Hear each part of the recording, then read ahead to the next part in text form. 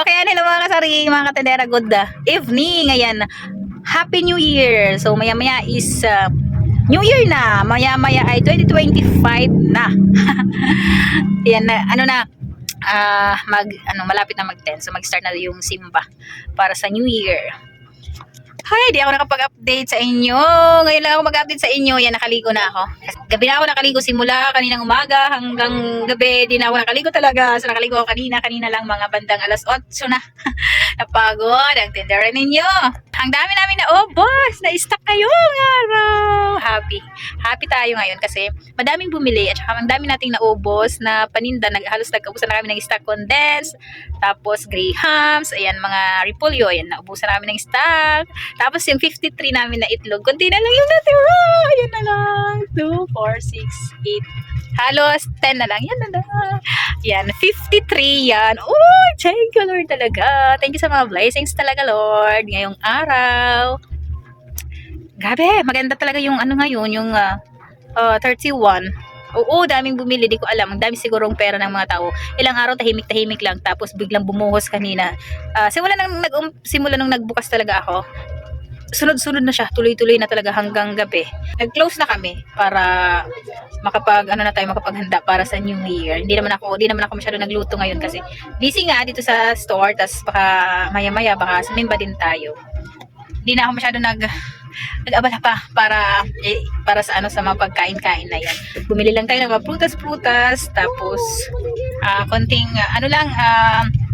umorder lang ako, bumili lang ako ng mga luto na para ilagay ko na lang sa lamesa. Wala na akong oras magluto-luto.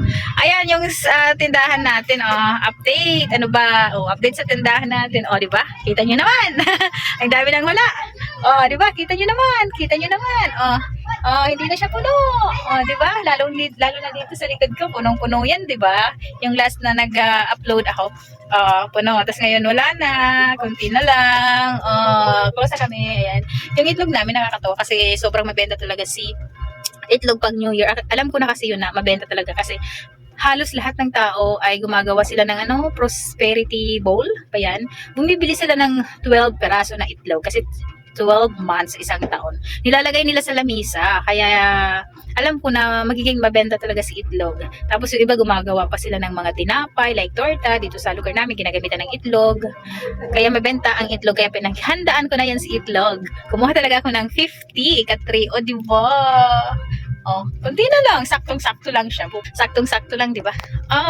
Magkano ba yung ating benta or sales ngayong araw? Ayoko na i-reveal.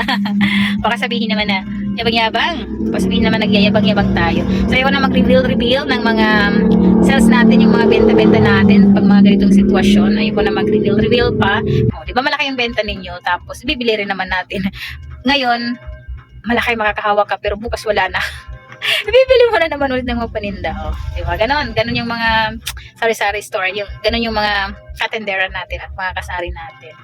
I'm sure naman lahat ng may tindahan, sigurado ako na marami kayong mga benta.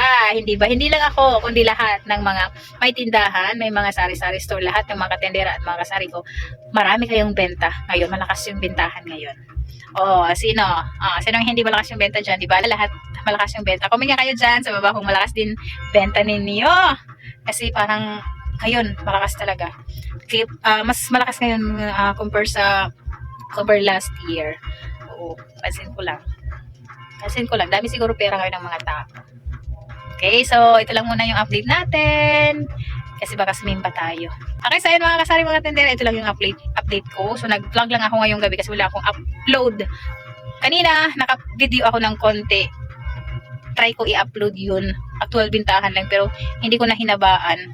Kasi, busy na din. Hindi na ako nakakapaghawak ng phone. Happy New Year ulit sa inyong lahat, mga kasari, mga katendera, lahat ng nanonood dyan. Ayan, Happy New Year. Advance na ako na bumabati sa inyo ng Happy New Year! Sana masaya kayong lahat at sana marami kayong benta, mga katendera ngayon. Bye-bye! Di ko alam kung makapag-vlog ako bukas, kung makapag-update ako sa inyo. Kung di busy, try natin mag-update. Good. Bye-bye!